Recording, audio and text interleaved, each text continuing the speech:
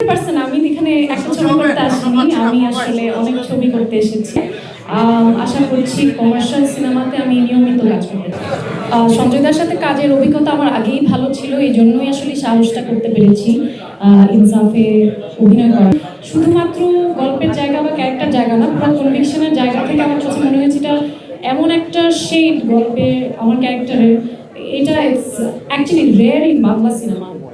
It's very rare to come across to such a strong female lead.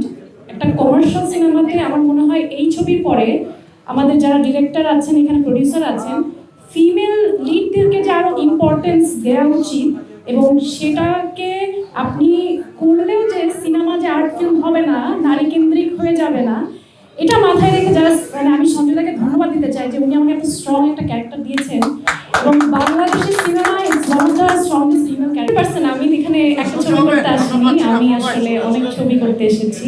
So আশা করি এই ছবির মাধ্যমে যদি আমার একটা খুব ভালো শুরু হয়, আশা করছি কমার্শিয়াল সিনেমাতে আমি নিয়মিত কাজ করতে চাই।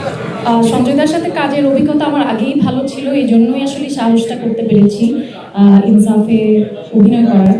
আর আমি যখন সিনেমাতে অনবোর্ড হয়ে খুব একটা সময় ছিল না হাতে, আনফরচুনেটলি এক মাসেরও কম সময় ছিল।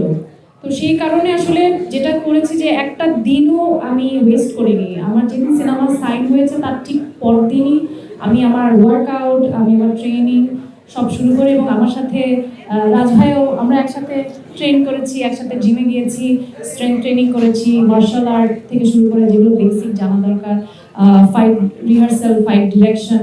তো আমার খুব মজা লেগেছে, আমার কাছে মনে হয়েছে যে একটা কাজের প্রসেসটা আমি খুব এনজয় করি, তো সেটা আমি কাজের করার সুযোগ পেয়েছি।